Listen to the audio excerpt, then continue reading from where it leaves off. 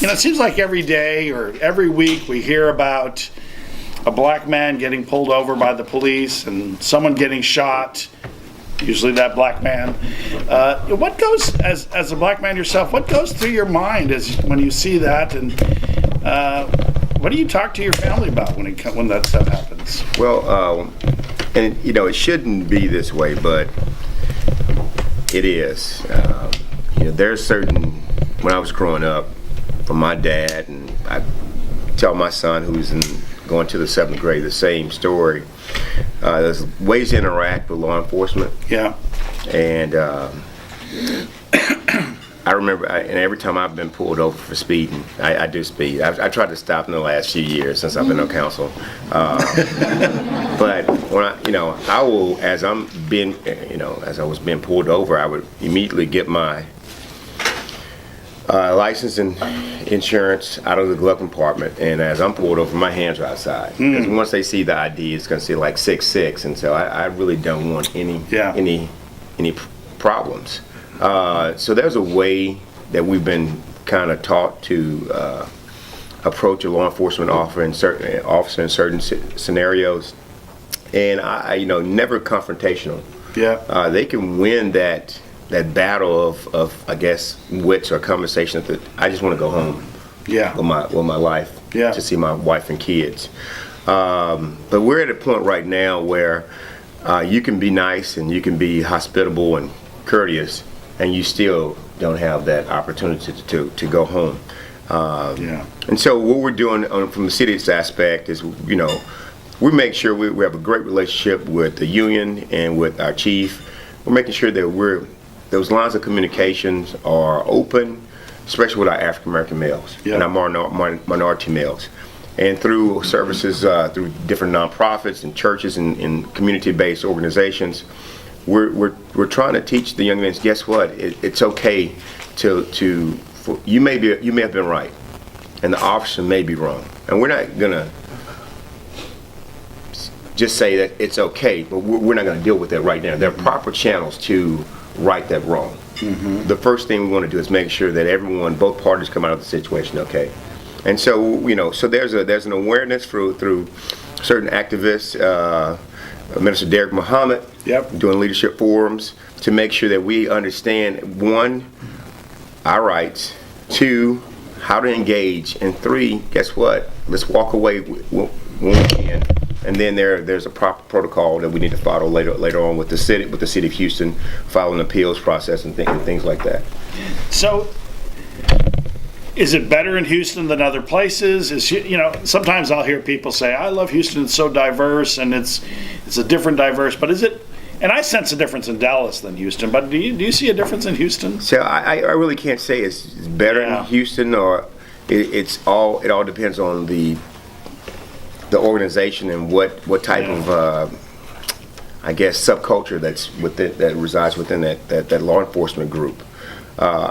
Me personally, not speaking on anyone else, I've had, again, probably about in my 20-some years of driving, I think I've been pulled over maybe 4 or 5 times.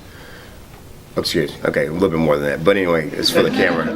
But my no, but every time I've been pulled over, again, that approach has worked for me. Yeah. And I've been let go and get on a warning several times. Yeah. And so for me, only speaking for me and my interactions, Houston's been good. Yeah. Even driving between here and Austin, when I've been pulled over for giving a warning, it's been good. But I would tell you, going back to my high school days, I would tell you, and I ran into my old biology teacher, Miss Hargrove, from Lamar. I was arrested my senior year in high school. Really? I was arrested because I like to categorize it as, because I've gone through A, B, and C, and I try to put race as the last one. Played with 2 African American males on the baseball team. I was the only African American male on the lacrosse team. And so I had a group of people where I hung out where I was only African American. And there was a series of purse thefts that were going around Lamar, and they were taking purses. And so when I saw couple weeks ago, when I saw my biology teacher, I just told her thank you, because they approached me on my senior year in high school, and they said I had taken a purse. It wasn't possible, because the time when the purse was taken, there were 28 lacrosse players and 2 coaches that could 27 that could verify where I was at that time. And so the question was like, they pulled me in for an interrogation on one purse situation, then another purse situation, and then they said that a purse was taken at a FFA tent outside on the front steps of Lamar.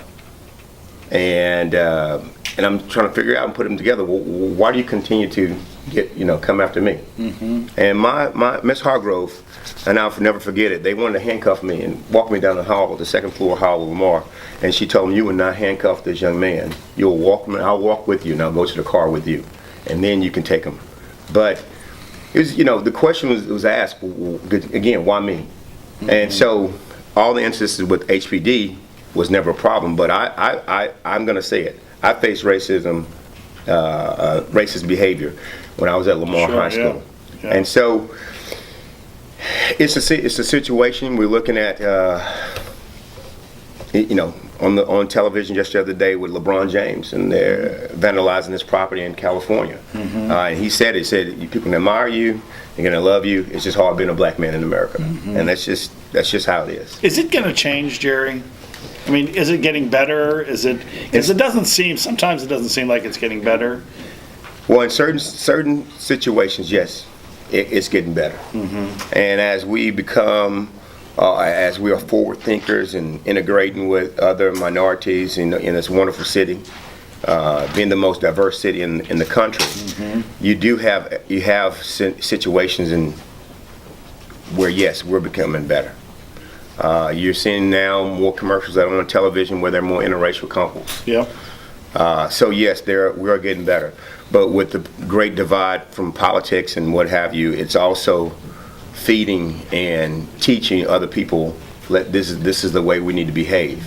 And so you have one group that's getting better, you have one group that's being taught to, as in this case, to be worse. You asked me, when is it going to stop? Me as a religious man, I believe it's going to stop when God comes back. I just don't see an end to it, because you're going to continue with the perpetual teachings of hate. Yeah. Through the parents and the adults modeling this for their kids, and they don't know that they're doing it. And the commentary that's had at the dinner table at some of these homes, and so I think some of them are doing it and they don't know they're doing it. When we do things in our schools where we focus on diversity and multiculturalism, we get a lot of pushback from the right wing. Hey, we shouldn't be doing this in our schools. But it seems like that has made our society better. From my perspective, it seems like it's made our society better and more sensitive. But maybe it's enraged a smaller group much more. What are your thoughts around that? First, I do understand. I don't agree, but I do understand where that smaller group, where they're coming from, because they feel that they have their rights, and we're infringing upon that rights by forcing this on them. Right. Even though the results will forcing them to be sensitive. Forcing them to be the way that they don't want to be right now. Yeah. Let me put it like that. Yeah. Yes, the results. We see the results. We see the results, positive results in a lot of programs through nonprofits, charitable acts, certain subsidies that are given to certain groups to promote health and wellness. But again, it's going away from what they believe is free will, it's our rights, don't push this on us. And so again, yes, you're going to see that those communities in school, A+, all these organizations, citizen schools, they promote great social learning, environments. And yes, you do have the positive results where you do have better communication between different races. Did you see that Scott from A+ is here? Yeah, that was a plug up there. Scott Van Yes, sir. No problem, sir. That's my old he's the vice principal at Lamar High School. Why did they fire him? I was trying to remember whether I was involved. No, sir. No, sir. I hope you weren't one of the profilers. Arrest Jerry. Yeah. I hope you weren't one of the profilers. He wasn't. No. I'm sorry. What was the question? I don't know. Okay, but no. Again, yes, the social skills, the results that we get from interacting with different races.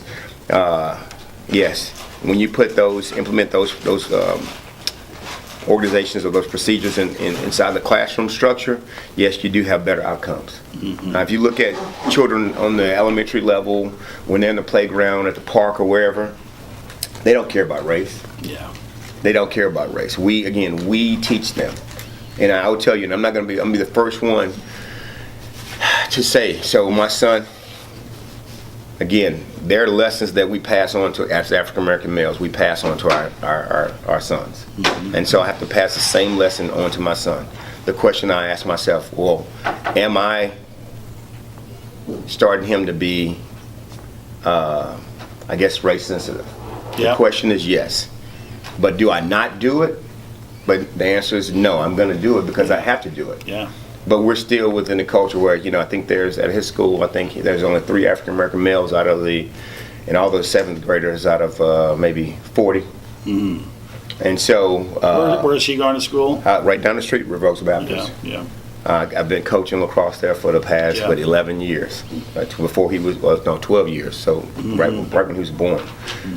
So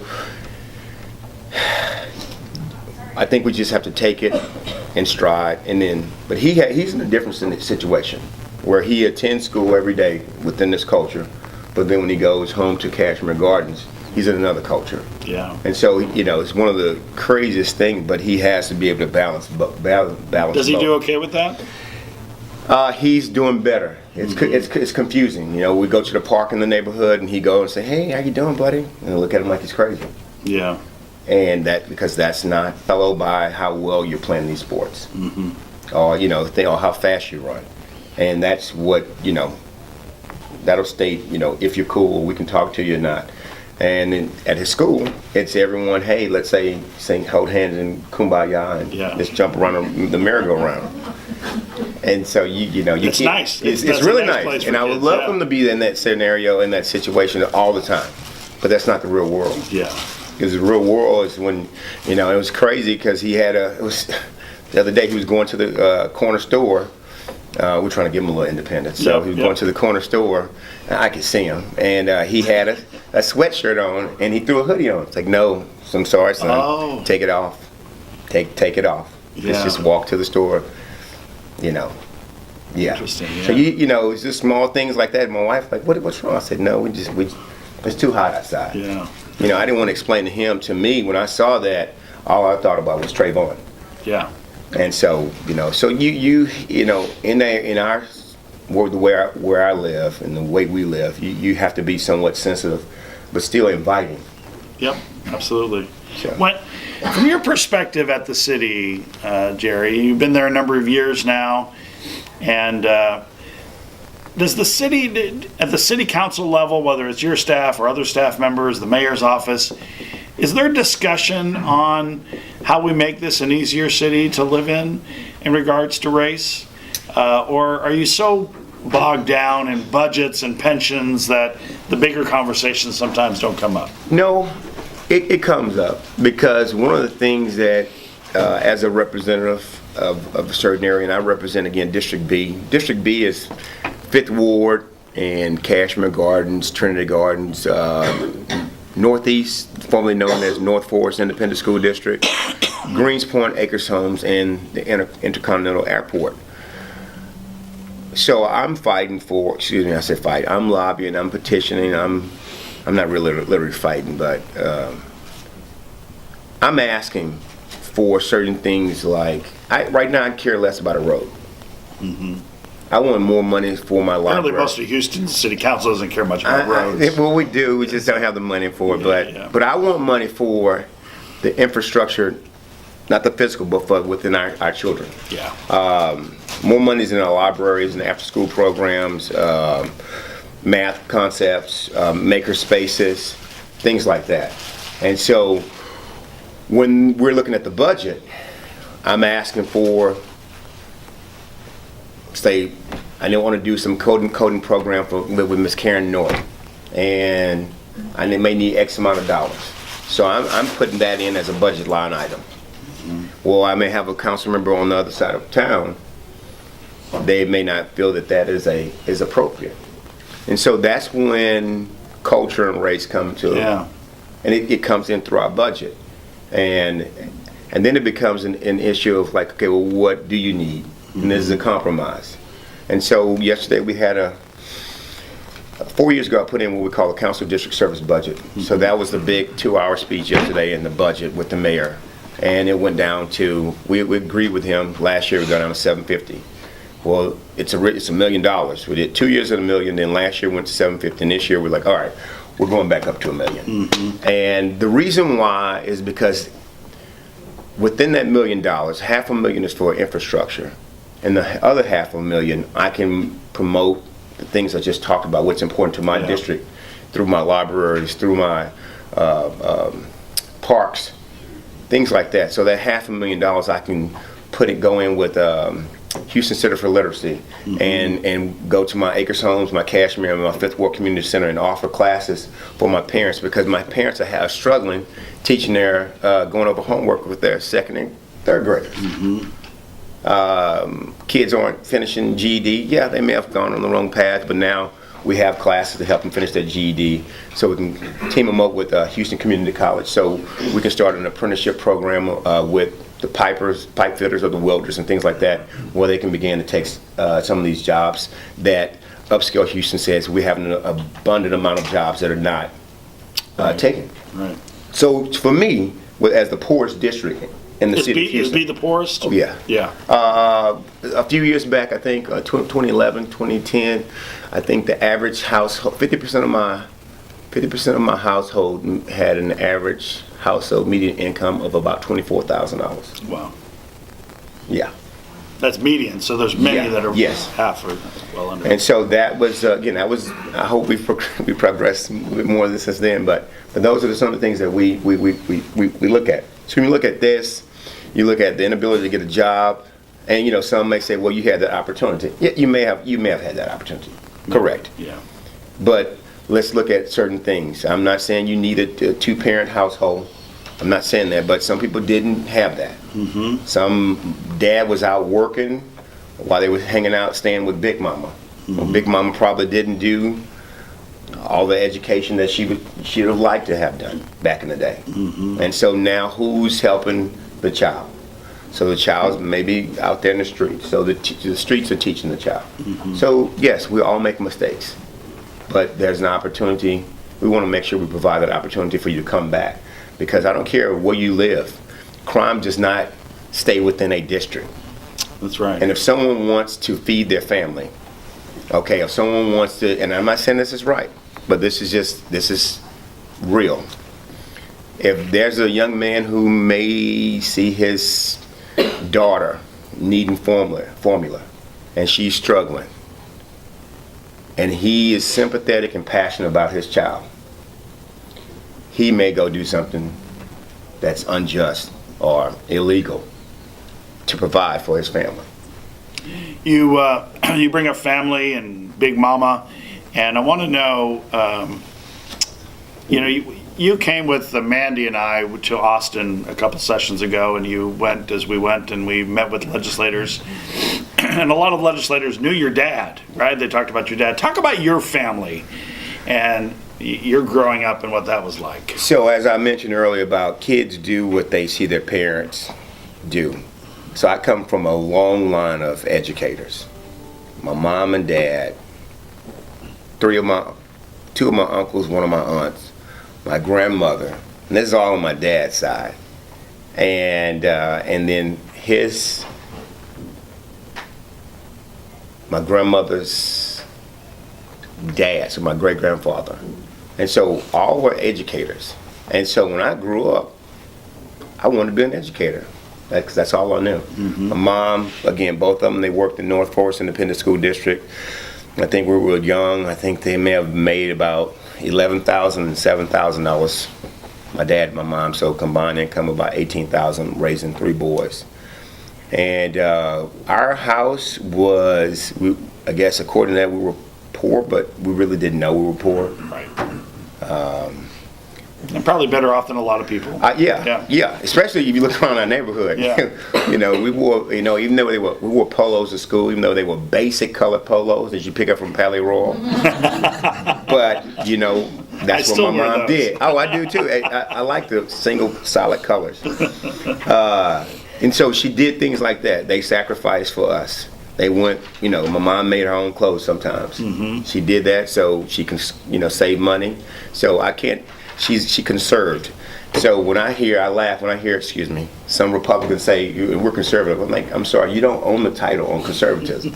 I could be a Democrat and still be conservative. Yeah. And then, quite frankly, a lot of poor families are conservative. They have to make sure that if X comes in and Y goes out, they have to figure out if it's working to go for the next month. And that's what my mom and dad did. And so they taught love. They taught us to make sure we were educated, to make sure we went to class and went to school. And, we got to play on our street. And at a certain time, we had to come in. So the big thing, and Mr. Van Beck and I talk about this all the time, they gave us choices, but they gave us choices within choices. So I'm not going to ask you, what do you want to drink for dinner tonight? I'm going to ask you, what do you want, water or milk? And so we're within the choices, and I think a lot of our families have gotten away from that. They're still choices, but as parents, we need to make sure we present the right choices for them. And I think that's one of the reasons why our education system is not doing so well right now. When I compare that to my family and what's going on now, I just got a text from my mom, former kindergarten teacher. My 2 daughters are in 4th grade now, and I have a niece is in 5th grade, and I have another niece is in kindergarten. And so she just sent me text messages. Thank God we showed her how to do all that stuff. So now she's doing everything, like she's taking pictures of my daughters reading, because it's summertime, but they still have to read. And so if you don't have that type of support, then I don't see our teachers being successful. And where did you go to elementary school yourself? I went to elementary as Langstead Elementary, and I went K to 3rd, and then I went to East Houston Elementary, was 4th and 5th. And so my mom was a kindergarten teacher there, and my dad was the AP there. So I didn't have to wait till I got home if I'd done something wrong. I just went straight to my dad's. And then middle office. school? Middle school, I went to Holland Middle School over in Pleasantville, and we did the magnet program, and then I went to Lamar, the best high school ever. And this is an interesting thing. You were a lacrosse player at Lamar. Correct. And were you the only black guy playing lacrosse? I think so. No, I was. Yeah. No, then and in college. And then you got a college scholarship to do exactly that, to play lacrosse, right? And I think, and probably now as one of the coaches, I'm one of the only ones. And you have your dream, or you've shared your dream many times. Yeah, we're going to have that. So District B, we're going to have a lacrosse team. An all black. All black. Well, minority. Oh yeah. Oh, you let Latinos on there? Yes, sir. My district is made up of about 35% Hispanic, so I must be included. I see your dream has changed over the years. It has to. I'm growing. Yeah. No, it is to go. It is, my dream is to have a lacrosse team within my district. And I wouldn't exclude anyone, but I know, we're just kidding. But based upon the yes, Cameron, no exclusion. No, just no, because it's one of the things that works for me. Okay, and I'm not saying this is the blueprint for anyone else, but I just know what works for me. And when I went to Lamar and I played, one of my good friends is Andrew White, and his son and his son and my son Tom. Andrew's his dad was the former governor of Texas, Mark White. And so I remember my first time going to Andrew's house, and his 3-car garage was larger than my house. And so it gives you an opportunity to understand there's more than what you see every day in your community. Peer learning is very powerful. Exactly. Yeah. And so I'm not saying that that's better. His house was better than mine. I'm saying if there was an opportunity, and if I wanted that opportunity to be like the Whites, Yeah. sorry about that, Yeah. Mr. and Mrs. White, then I can ask him, how do you do this? But that's not why I'm in politics now. I'm just saying. But I could ask him, and I coached Andrew's son this past year in lacrosse. But it was an opportunity for me to get out and figure out what the other side of the city was like. Yeah. And from there, I began to move backwards. This is what I wanted to do, and I found out teaching. And even though I love teaching was not going to get me to where I can provide for my family. And so when I stopped teaching, we started a nonprofit, and actually Mr. Van Beck was on the board to help with making it better. And we're about to do our 10-year anniversary. That's the name of the nonprofit. Making it better. Yep. And so it is like, your situation. So what can we do to make it better? And from a little nonprofit, it's grown to be quite substantial. It's growing. It's Yeah. growing. So it's growing. Again, 10 years, and we're going throughout certain schools, and some of the schools, and about 3 schools in District B, helping kids read. Yeah. Because it's very, very important. And you look at the statistics out there, and we started the statistics about 9 years ago, and that's when we kind of changed. It's 1 out of 3 African American males will be incarcerated by the 3rd grade if they can't read by the 3rd grade. There's a chance that they would be incarcerated. Yeah. And so if I look at that, it could be me or my 2 brothers. But we were skipped over because, again, we had that family. Yeah. And we had that opportunity to understand. And you had families who were educators, they were college educated. Exactly. That was really nice. I want to go to what a lot of people find very interesting about the Davis brothers. And it's, the Breakfast Club is a cultural center in our town, right? I mean, Correct. For better or for worse, and I say for better. For better. But to go to the Breakfast Club is a unique experience, and I go there way too much. But Miss Jackie does come give me a hug every time. She's so nice. She's so nice. Tell me about that experience and I know Marcus has really taken a lead in that, but for you guys, for you brothers doing that, what was that all about, and why do you think it's so successful? Because it's fantastic, right? Well, one, from my perspective, and if you ask my 2 brothers, they probably have their own take on it. One is the customer service. I'm going to say that you just mentioned Miss Jackie, and then no one prompted you to do that. I'll give you $5 later on. But no one. But you talk about the customer service. So I love when you're the first person. You open up at 7. If you're the first customer through the door, you get a standing ovation, right? Correct. I mean, they're all standing anyway, but Right. but you get an ovation. It's fantastic. I mean, it's a little like Yes, it's a welcome. You didn't have to come there. Yeah. You didn't. There are many places you could have been, and you decided to come to the Breakfast Club for either the customer service, either the good food, or whatever, convenience of being in Midtown.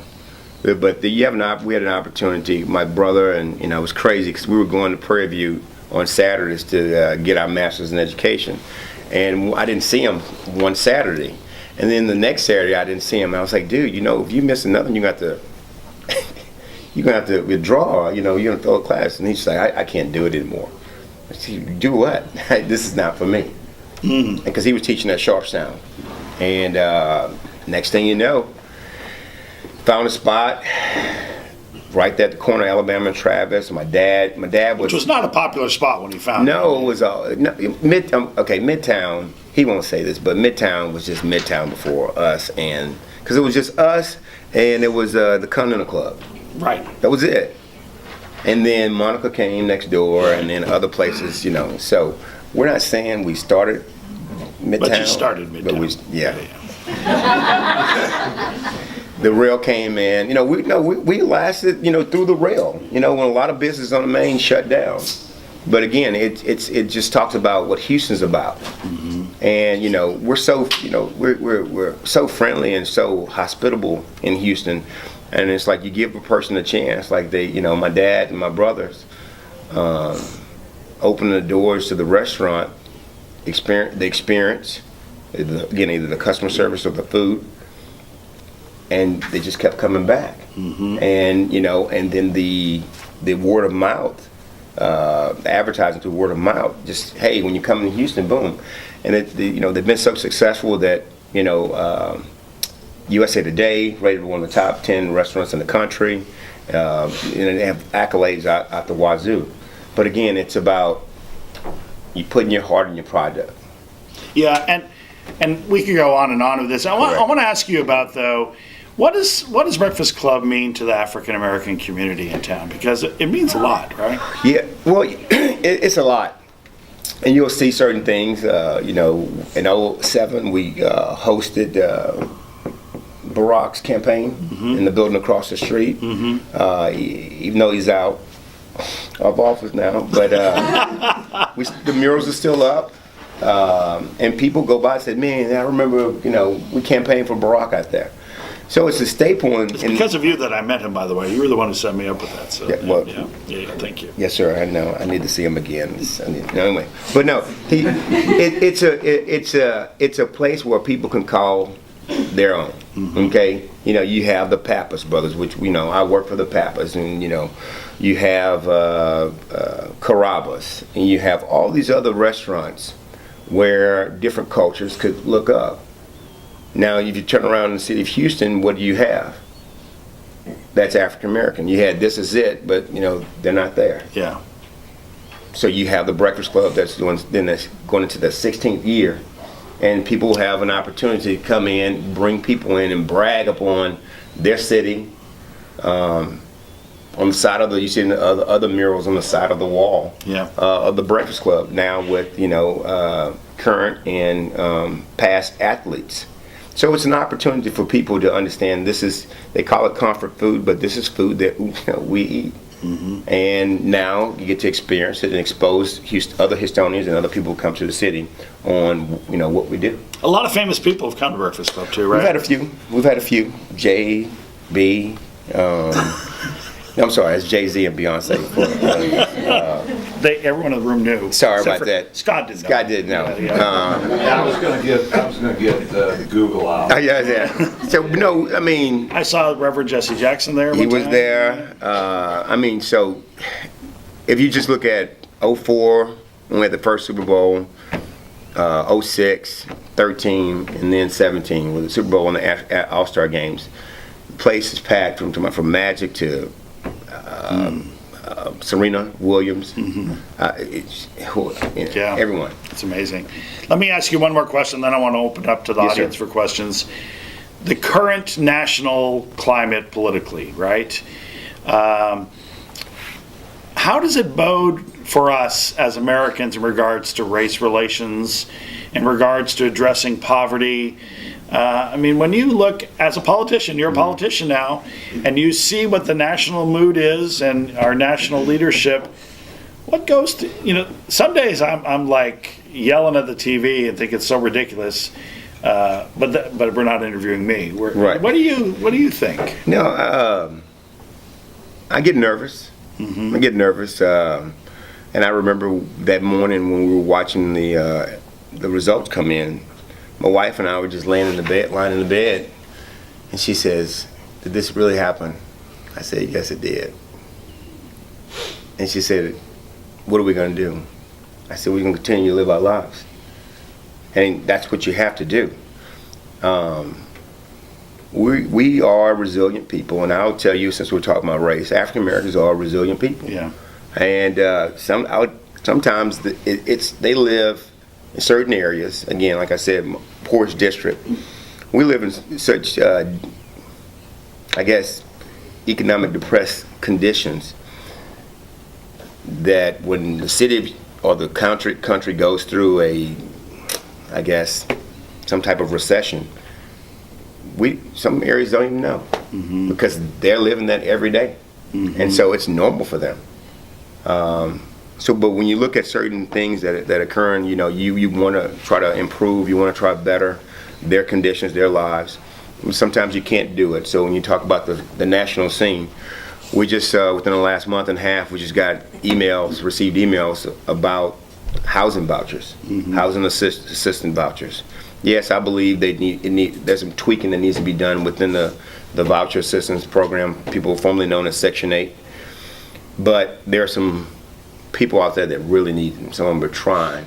They may have gotten caught up in a situation where maybe they were married and they had a few kids, and now they're divorced, and now the mom's a single mom with 2 kids. Yeah. And she's struggling.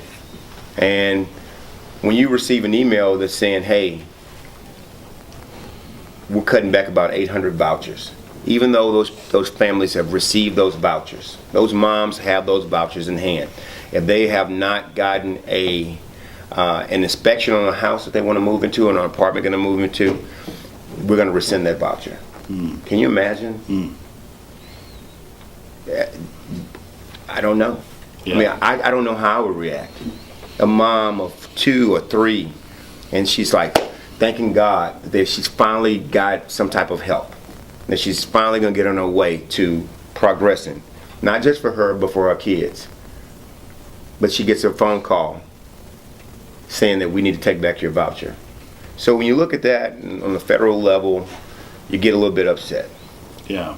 When you look at and also how it correlates to Houston, we get bashed a lot on both sides about having homeless people in the streets, and then we need to allow the homeless people to be in the streets. Yeah. So you're in the middle of both, of 2 different sides. And so we've tried to make ways to get them off the streets by working with the Houston Housing Authority and the Harris County Housing Authority by allow X or Y amount of persons with either vouchers or 30% of your spot for affordability. And then when you get this email that's saying that we're not going to allow any vouchers. And so now our programs, we have to go and refocus and try to figure out how are we going to do this, how are we going to get these people off the street, the ones that want to come off the street, how are we going to do more supportive services. And so the average person does not understand. Do you think this homeless thing is just sort of the tip of the iceberg in terms of what's coming? Or do you think that we're going to be able to stop some of this stuff? I think right now it's the tip of the iceberg because we don't know where some of our HUD funding is going to come from. We don't know how much we're going to get next year. Yeah. So some of the services that we began with former Mayor Anise Parker, Yeah. and continue with this mayor to try to help get the people off the street. So if they want to get off, well, where are we going to get the money from? Yeah. Wow. So, and I understand both sides. I understand there's a budget that we need to balance. I got that. But sometimes it's hard for me to look at it when I see people every day that actually need some assistance. Yeah. So that's the struggle about being a politician. Who's your congressman?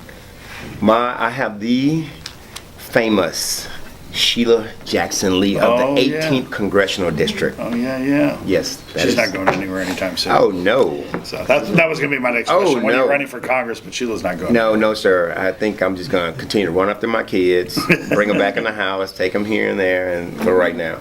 Yeah, very good. Let's open it up to questions. Mandy, you have a good question to start us off? Of course. Mm-hmm.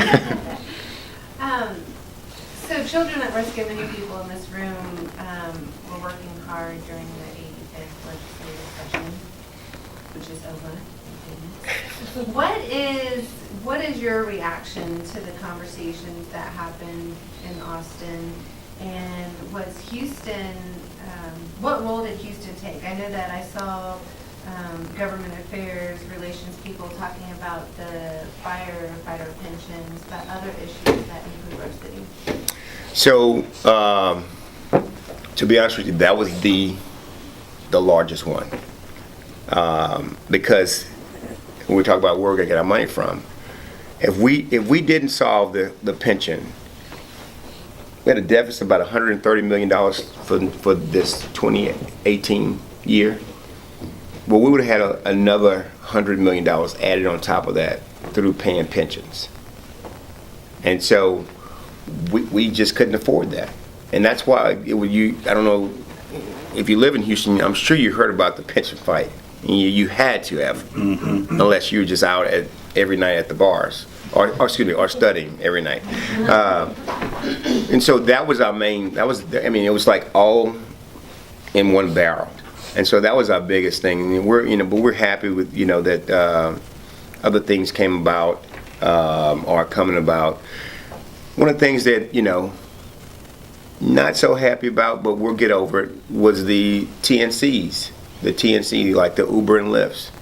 And it's a good thing that, yes.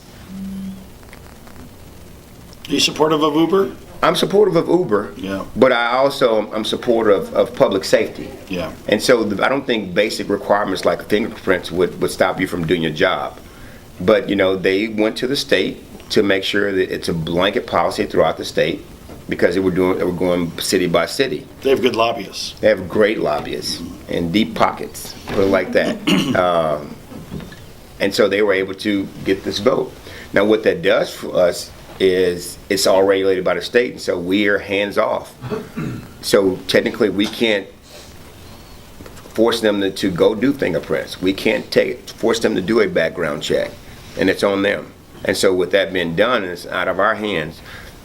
You look at the city now losing about $1.9 million in fees and revenue just by facilitating, the ride shares. So you have little different things that's coming out that has affected the city, and it's going to continue to affect us. Other questions? Yes, sir. Yes, Parker. I had a quick question regarding, I guess, you kind of talked a little bit about race and education, the fact that your children go to school with, there are 3 black people in the grade out of 40? Males, yes. Yes, okay. So I went to a public school that we always joked about was functionally a private school, because in my high school, we had maybe 20 black students in a class. Memorial? Yes, in a class of about 630. So for people who went to school with me, I've had, throughout my public school career, very few interactions with black students, and I've had quite literally one black teacher. Who actually, interestingly enough, as a extra credit assignment, took us all to Breakfast Club one morning. But I mean, if you're gonna have extra credit, right? it was that was the best way to get points for a class. Okay. I will say. But do you think that we need to do something about the number of black teachers available, at least in schools that are primarily white, or at least have a larger white population? And how do we deal with the fact that even in public schools, we have a level that functionally looks like segregation? Okay, so, and that's great point. I mean, it really is. You look Parker's at a sharp young man, isn't he? he is. When you look He's at the son of a board member too, so he's Okay. very sharp. So, yeah. when you look at, let's say Westside High School. Westside High School, Mr. Van Beck used to be the principal or the overseer of that school, and he made it his mission to have a diverse school, not just with the students, because the students were there, and a lot of kids came from Lee, and then you had the apartments over in the west side of town that allowed a variety of kids to attend. But his job, I don't know, I'm going to say I think he did it intentionally. He had a diverse staff. Because I know when he hired me, I started off as a special ed teacher, and I was working my way through my mid-management so I can become an administrator, and I became a dean at Westside. And at that point in time, I was the only African-American male as an administrator. And he had 2 African-American females, and Hispanic, a couple of Anglo women. So he had a diverse administration, and the teachers look just like that. And I believe, and it's sad, but I put my son in the school. There aren't any African American teachers at River Oaks, but male teachers at River Oaks Baptist. I take it back. On faculty, there's 2, and it just so happened that I'm one of them, and the other one is the coach, another coach. So the question is, are we not applying for those jobs? That's the question. Or are we not just getting the jobs? And so, but I really believe that you do need to have a more diverse staff, especially teaching these kids. One of the things that, in my district that I've heard echo throughout from my community is that you need to learn from, black males need to learn from black males as well. Because if it weren't, let's say, if it weren't for me and my surroundings and my brothers, would my son see that African American men or black men can be successful? And so you need to see that. You don't need to, and I love River Oaks Baptist, but all of its teachers are Anglo women.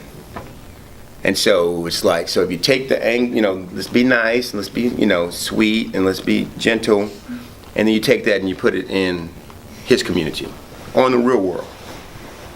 He needs to be a bit more diverse.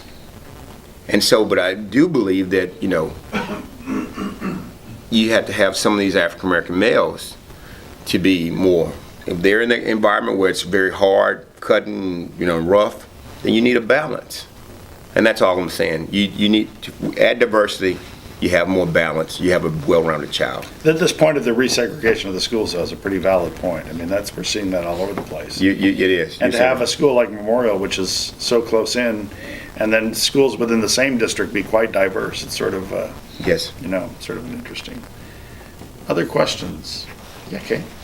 You've talked a lot about setting an example for your son and teaching your son things, and you mentioned that when he was going to the corner store and wanted to wear the hoodie, and that you wouldn't let him do that because of the events like Trayvon Martin. How do you have that actual conversation with your son about these horrific events that we're seeing in the news that I'm 7th grade, and I'm sure he... So at that time he was, I think he was in the 4th, 3rd. And so, you ask, throw a softball question to him, and you ask him something. And then I may have played that for him, and then ask him what were his reactions, how is he feeling about that. Then he's going to ask me, well, why, Dad, why, Daddy, why did they do it? He just had, from television. I'm not there, I don't know, I'm not aware of all the forensic evidence. But all he had was a bag of candy, Daddy, and he was walking back. Why did that happen? And so for me, I allow him to ask those questions, and so he can try and process the events that are occurring in his 3rd, 4th grade mind. And trying to be sensitive and not put in racial stereotypes or making race be the base of why all these things happen. Because again, I want to give everyone the benefit of the doubt that you went in with good intentions to do what you're supposed to do and do your job. And then if that's the outcome, then we'll get to that race was an issue. But I don't want him to grow up being racist, but I want him to grow up being aware. Mm-hmm. And so we just try to do that process, and you just ask them the questions, and then you try to fill in the little gaps and allow them to think about more things, and not just fill in the gaps of this is what I said and this is why it's happening. Make him think to try so he can better himself and he can better the city and better the world. Good time for one other question. We have one other question here. Yeah, sure. With the passage of SB 4 recently, how does the city see itself balancing the demand for the bill and the demands to have safe communities, to have communities that trust their police officers, and then more broadly, if you can speak to this, how does the Black community see their interaction with a targeted Hispanic community in the current environment? So it's a good and a touchy question, isn't it? Yeah, very, very. And very touchy. Very touchy. I think that, yes, there's a process for everyone to follow the rules. I got that. But again, sometimes life is just not that clear cut. I believe sometimes if you're over here, I guess with undocumented, and I believe there needs to be a policy or a procedure for you to become documented. If you've been here for a while, you're an upstanding citizen, so on and so forth. I don't see the problem with that. You're paying your taxes, you're doing the same thing that I'm doing, same thing that every, I guess, American citizen doing. That shouldn't be the issue. So as far as targeting and looking at certain areas, I'm not one for targeting. I've experienced it. It's not a great thing. How we're looking at it, I don't think that there's been a consensus from the black community of phew, good, you're off of us now, you're on someone else. I'm not saying that's happening, but I don't think that there's been much thought, again, from the African American community about that. I do believe, hearing some commentary, again, they don't feel it's right to go out and just stereotype and it's just, I don't know if you've ever been looked at and people had to wonder about, are you the right person, or are you the right fit for this area?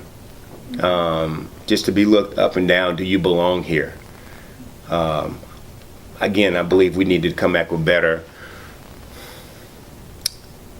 guidelines, better procedures on how we need to live together. I just don't think that is the best way to actually do it. So I want to follow that up a little bit, because it's a little touchy, and sometimes we don't talk about this. Mostly we don't talk about this, but the divide, the sort of the African American Latino divide.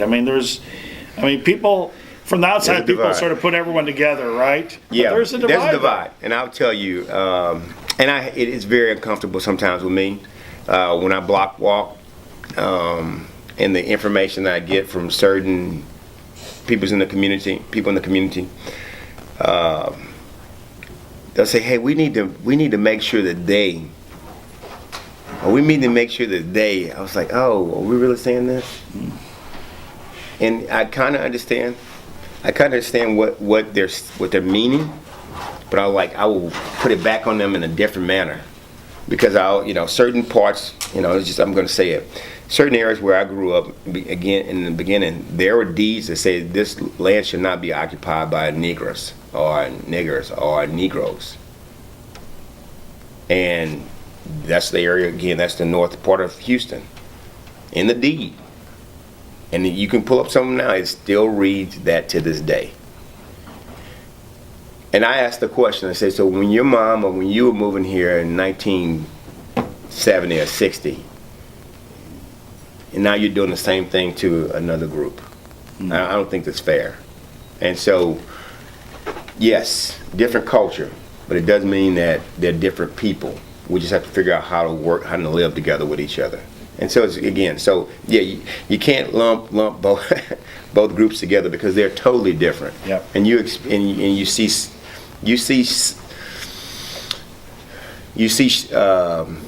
I guess lights of racism through the older.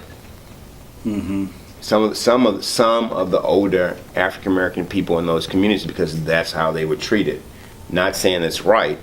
But now we have an opportunity to make sure that, hey, let's not do that. We're just all trying to work here to live together in this community.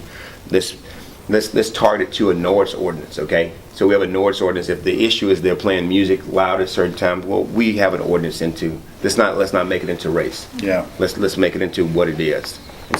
And a lot of historic African American neighborhoods, schools have become majority Latino. Correct.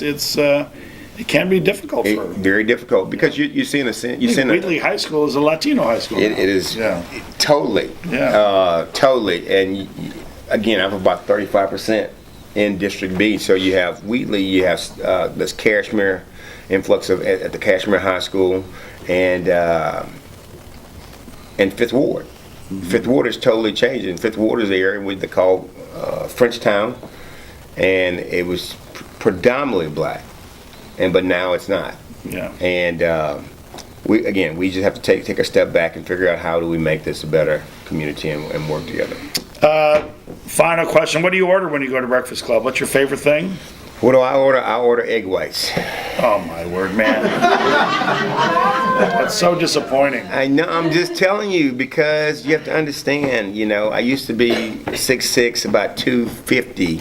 Now I'm like 265, and over the years, it's like when you gain a pound a year, it seems like nothing that year, but over 15 years, and you're like 15 pounds larger. It's not good. And so I know. I do egg whites, but if I'm really like not being cautious, Okay, there you go. okay, then I'll have like a big pancake. I'll have scrambled eggs with cheese, country sausage. That's unhealthy, man. I know. That's why I'm so big now. Catfish and grits. That's my favorite. You know, well, the most popular one are the wings and waffles. Wings and waffles, yeah. Correct. Good. Hey, a big hand for Councilmember Terry. And if you guys want to come up and talk to Jerry, feel free. So, very good. Thank you, man. Thank you, sir. Absolutely.